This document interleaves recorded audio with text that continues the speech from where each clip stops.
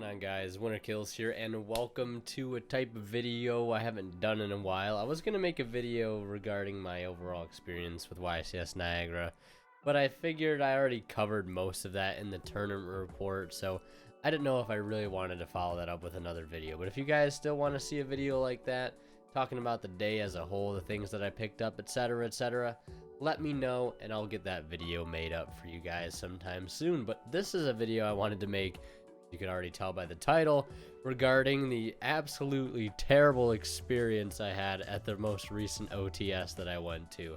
And you know, looking back, it was kind of frustrating, but now it's just kind of funny just because of how unlucky I was in the whole process. And I figured I'd go ahead and share this video with you guys.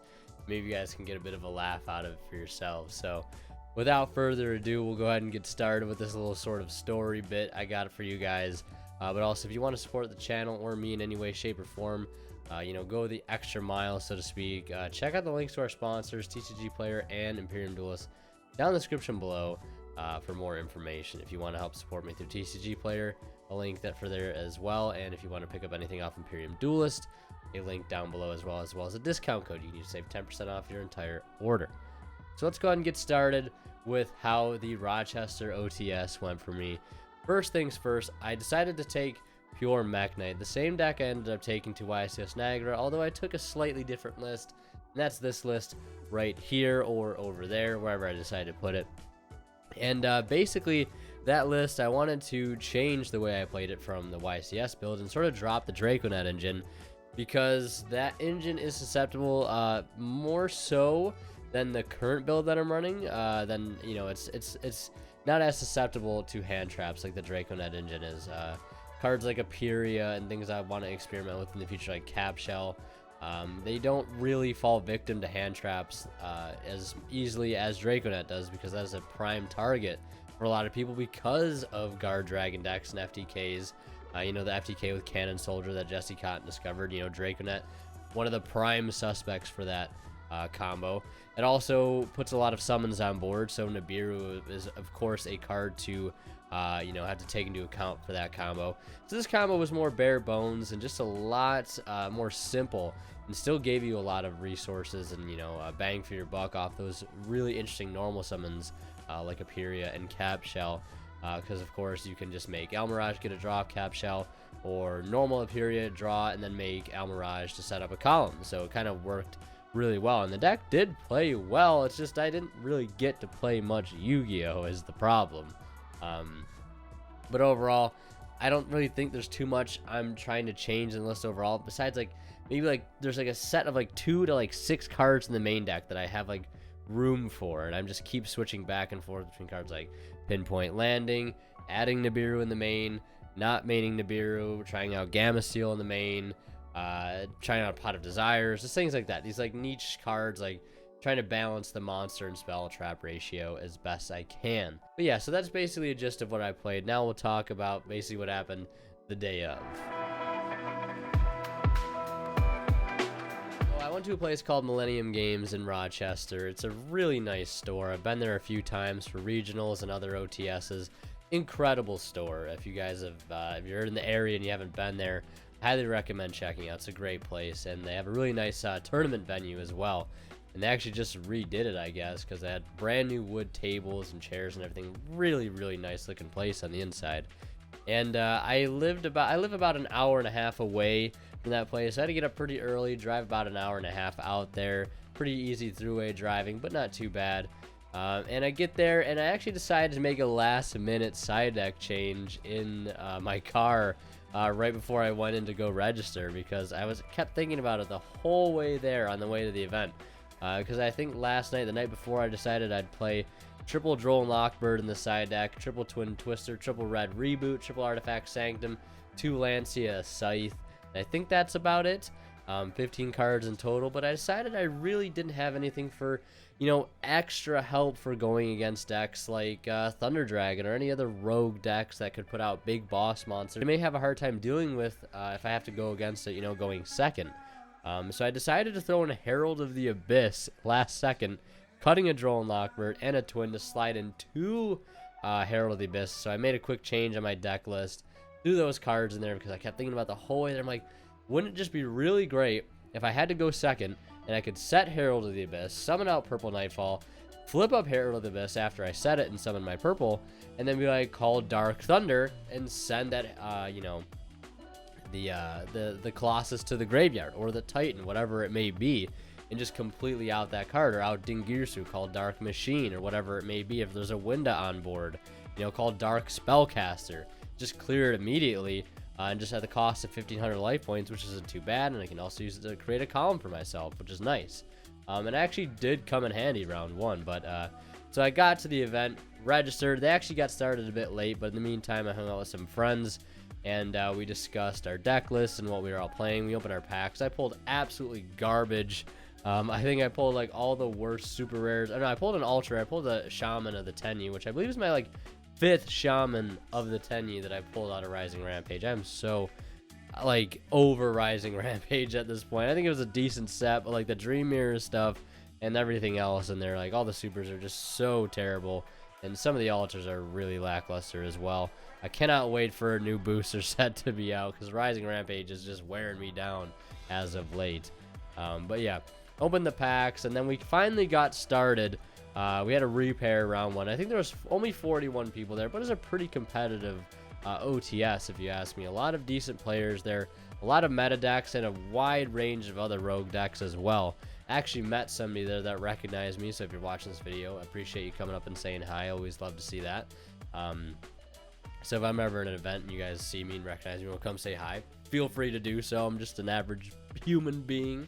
But yeah, it's always nice to see that.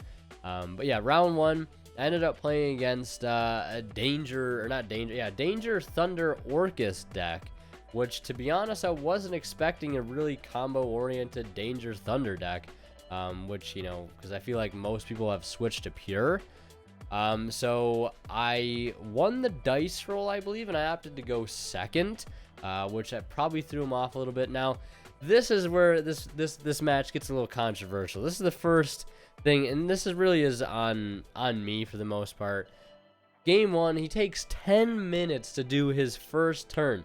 10 minutes, and I have Phantasme, I have Ash, and I also have like an Impermanence.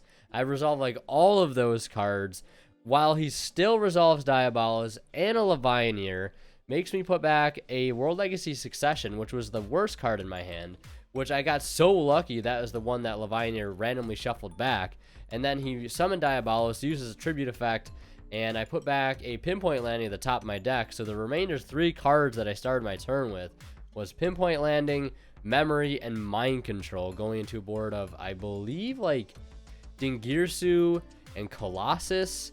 And he had a set Climax, but he wasn't able to resolve it because I Ghost Ogre is the only Galatea that he had, while his Symbol Skeleton was still on the field. So it wasn't the best Danger Thunder player, to be honest. And I wanted to say, like, it's kind of just partially my own fault as a player for allowing myself to get slow played. But every time I feel like I'm getting slow played, I just kind of tell myself, I'm like, it's probably not actual slow play on the opponent's behalf. But it definitely is. And I definitely had grounds to call him on it.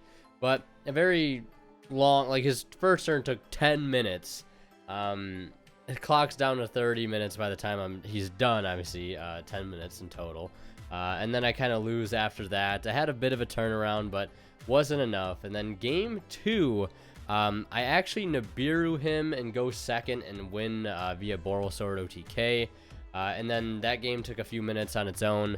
And then into game 3, we have about 4 minutes left as we start siding. And he makes me go first. I just did not have enough time to like side in the proper things. I still had all my going second cards in, like Nibiru and Phantasme and things like that. And I should have just taken the time to quickly side deck the cards that I needed to. But I just didn't, and he made me go first, and I just had to pass because I did not have any plays to be able to make. So I just passed it over to him. He resolves a bunch of dangers. Like he's like shuffling his hand for like 5 to 10 seconds as I roll the dice. Like I'm rolling dice to pick the card. It's not like I'm picking with my hand. So like there's almost like no point in shuffling your hand if I'm rolling with the dice randomly, because the dice is deciding, not me. But I digress. So this match was just kind of on me, and I ended up losing in time because he swings for like 2 attack position danger monsters, dropped me down to like 36, passes over to me with like a minute left, and I'm like rushing again. Flashbacks to the YCS when I'm like trying to win in time, which I could have won had I saw the Avermax play. But yeah, so that was that round. Whatever. A little flustered, but it's fine. Whatever. We'll take the round 1 loss. Like, I think if there were 6 rounds of Swiss and a cut to top 8, and X2s would be able to get into top 8. So I was like, we're fine. 1 loss, not too big of a deal. The deck played pretty well. Like, I opened decent game 1, like pretty well, like, and the deck played fine. It's just I had to play through a lot of stuff, and already being down 10 minutes on the clock wasn't too great. Game 2, we OTK'd no problem, and actually used Herald of the Abyss on him to clear a Dingirsu off his side of the field.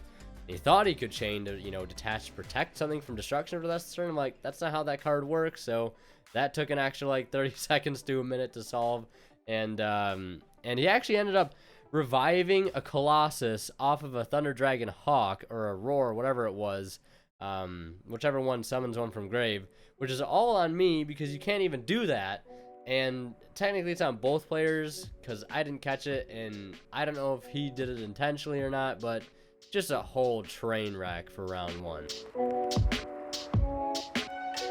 round 2, I actually ended up having to play against somebody from my area, so it was about to be a bit of a team kill on one of our behalves. And good friend of mine, he was playing Pure Orcus with a Sky Striker engine, and he ends up winning the dice, or like, we kind of joked, you know, like rolling the dice, like didn't really matter because we both knew what each other were playing. So it's like, you're going to want to go first anyways, and I'm going to want to go second. We still rolled dice for, you know, for the hell of it, but he ended up going first. I went second, and I had Nibiru in my opening hand, but of course he opens with Synap Mining to get Ibli. I didn't have an Ash for anything, so he goes full combo and just opens the absolute stones, and my Nibiru just sits, you know, completely dead in my hand because of that Ibli, which I think I was actually like, yeah, no, I wasn't actually able to like recover from that because I was able to like normal Aperia, and I drew Aperia off of Aperia because I was only playing 2 at the time. So like, how unlucky is that? I have Mind Control and like Galaxy Cyclone, so I'm able to like bait out the Climax and like make some small plays. I ended up making like double Morning Star.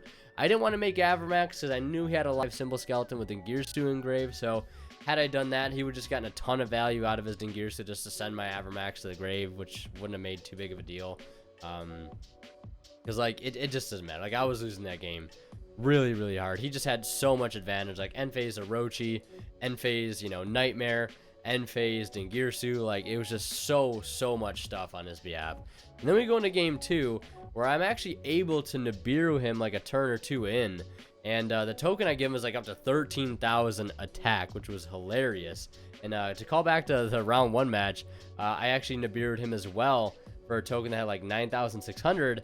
And he tried to attack over my Morningstar, and it wasn't the same column. He thought he was going to swing over for a lot of damage. I was just like, nope, take no damage. It's just funny because it always catches people off guard. But back to round 2. So a huge Nibiru play that I made on him because I tributed Phantasme on my side of the field as well. So it was like 13,600 attack token. Able to clear it with Red Moon, luckily. Make a bit of a comeback. But if you Nibiru an Orcus player and you aren't able to clear that Orcus Babel, it's really, really rough because they can just a lot of times bring back, I mean, a minimal amount of stuff, but it's enough really for them to sort of get back on their feet and keep generating plays with that Galatea or Dingirsu, whatever they're trying to bring back. And it was just unfortunate, and he ended up taking game 2 anyways. Like, even though I had the Nibiru, he still had the Babel, so extremely unfortunate. I'm down X2 at this point. I'm just feeling absolutely terrible. It's really, really bad. Like, I have like the Nibiru in my hand, but he has the Ibli. I'd use Aperia, draw Aperia off Aperia. When I do resolve the Nibiru game 2, he has Babel up. Interesting enough, though, about that match, I used World Legacy Key and played it in the same column as his Orcus Climax was set. And I was using it as bait, really, to, you know, remove his Crescendo and use it early, which he did, actually. And I didn't have any Mech Knights in hand, but he was probably thinking I did. And if I did, and that key goes through, I'm able just to summon a Mech Knight there and just completely lock down that trap for the remainder of the turn. which would have been pretty bad for him because he wouldn't have gotten any value out of it. So, but it's pretty cool how Key you can just force out traps instantaneously like that. Definitely use it to force out a few like cards like Crescendo and other things like that. So definitely a very solid card in Mech Knights, 100%. Round 3, I had the bye. Oh well. And then round 4, I actually ended up playing against a Cosmo deck, and he had actually played against a friend from my area earlier, I believe, during round 3 when I had the bye, because I saw him playing that guy in his Cosmo deck, playing a ton of traps. Very trap-heavy build of Cosmo with a huge artifact engine as well, to my surprise. So, game 1, I opened just really, really bad.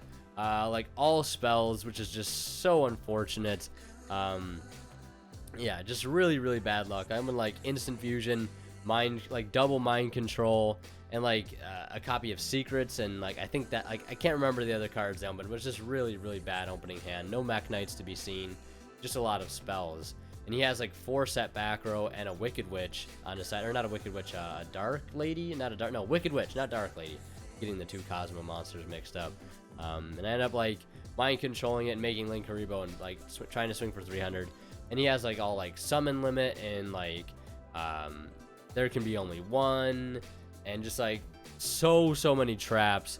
And then he has like you know, resolves Cosmo Town next turn, and he goes for Tin Can and things like that. And I just get out resource, and I can't out his floodgates because he literally has so many floodgates set.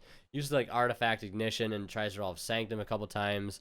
I like Ash the one Sanctum, Ash the next Sanctum, and then he has like ignition for more plays and ends up popping his own Scythe and just like locks me out of the extra deck then and there, and it's just really, really like a string of bad luck. And then game 2, I sided in like triple reboot, double twin, and like I think I sided in Herald of the Abyss just to clear the Dart Destroyer. He goes first, sets 5, and like goes Tin Can, or sets 4 with Tin Can. And I have the Impermanence, because my opening hand was Impermanence, Twin Twister, and double red reboot with also an instant fusion. And then I imp his Tin Can, I draw the 3rd red reboot for turn, and I'm just thinking, man, this is just something else. This is just fantastic. So I don't even bother Twin Twistering because I know he's playing a huge artifact engine, so I just kind of like set and pass, set the reboot and pass, and tries to go off with like the Tin Can next turn. I don't know, I think I maybe like instant fusioned it and like took it with the Link Rebo, and just like it's just so many traps. And like I read reboot, I think it was a Sanctum or something. And he sets it face down. He has like no other room to set anything from his deck, so that card just gets set back. And like it was just so bad. He ended up just gaining more advantage and getting a Scythe and like a Moral Attack on board. Just really bad luck. I cannot believe I had triple red reboot in my hand. Like just so much bad luck going into that event. And I ended up getting some good food afterwards, and then had to drive an hour and a half back home. But not gonna get too discouraged from that event. It was fun. I got to hang out with some people, play some Yu-Gi-Oh, I guess, but I don't know. It was fun.